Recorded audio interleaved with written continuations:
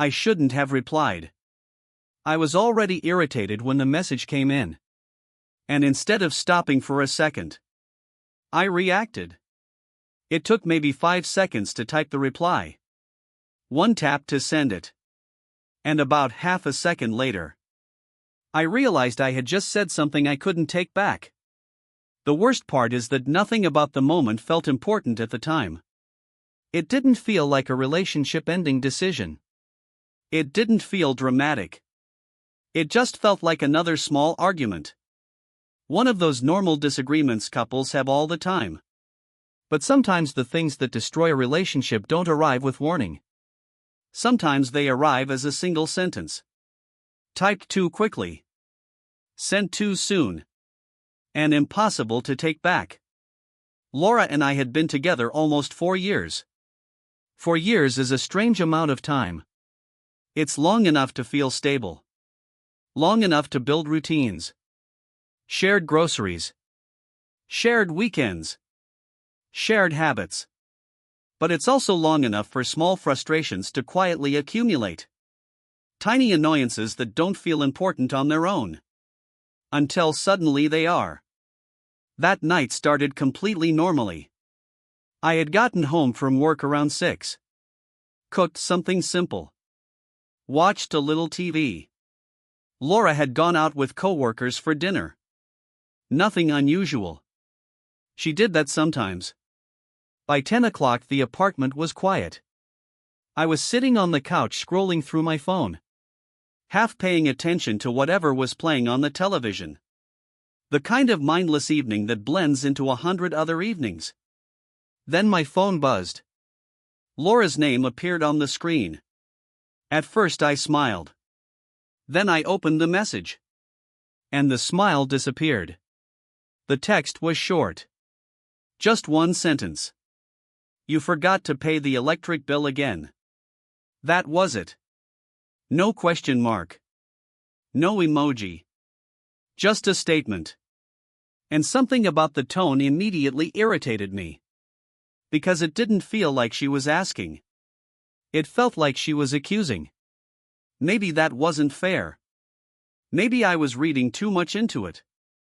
But over the past few months, messages like that had started to happen more often.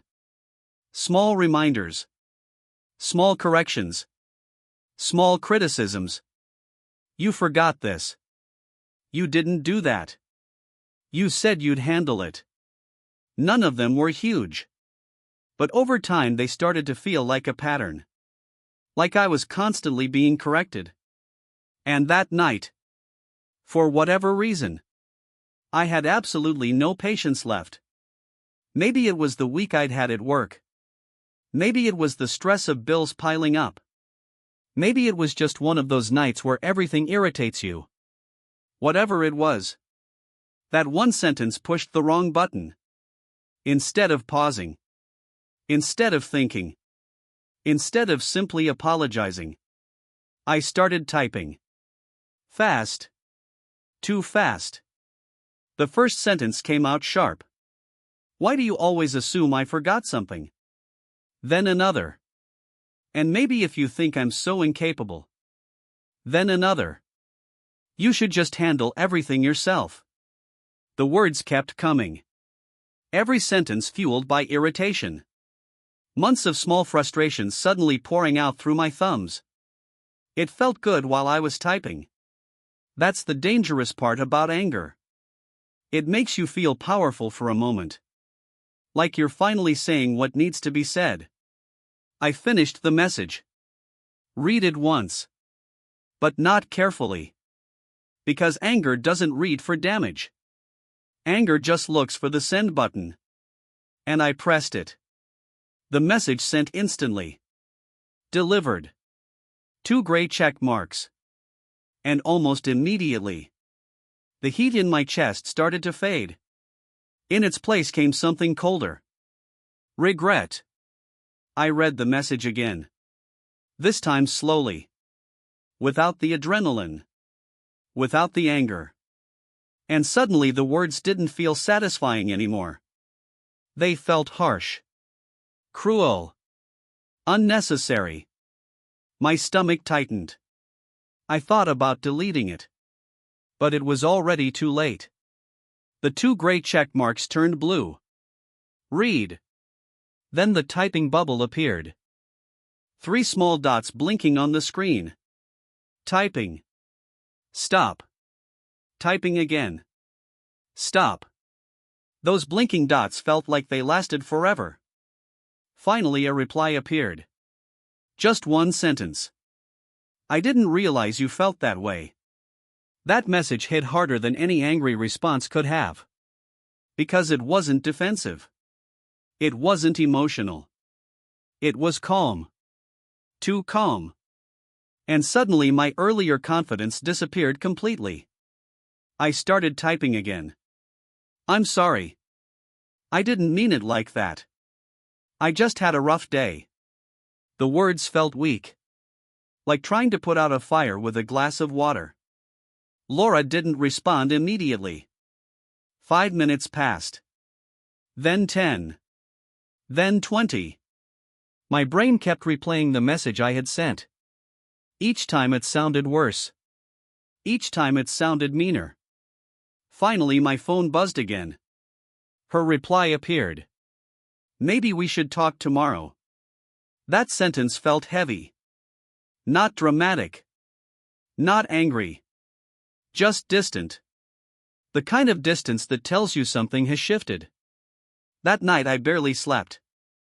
My brain replaying the moment over and over again. The vibration of the phone. The message. My reaction. The speed of my fingers typing. The tap of the send button. I kept thinking about how easy it would have been to stop. Just 5 seconds. 5 seconds to breathe. 5 seconds to put the phone down. 5 seconds to let the irritation pass. But I didn't take those 5 seconds. And now the message existed. Permanent. Impossible to erase. The next morning we met at a small coffee shop near her office. Laura was already sitting at a table when I arrived. She looked tired. Quiet. Not angry. And somehow that made everything worse. Anger is easier to respond to. Silence forces you to sit with what you've done. I sat down across from her. For a moment neither of us spoke. Then she finally said something. Did you mean what you wrote? It was a simple question. But I didn't know how to answer it. Because the truth was complicated. Part of me had meant it. Not the cruelty. Not the tone.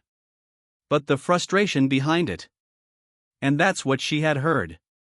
Not just anger. Honesty. She explained something that I hadn't realized before. She said the message didn't hurt because it was mean. It hurt because it sounded like something I had been thinking for a long time. Like something that had been building quietly. And maybe she was right. Because anger doesn't invent thoughts.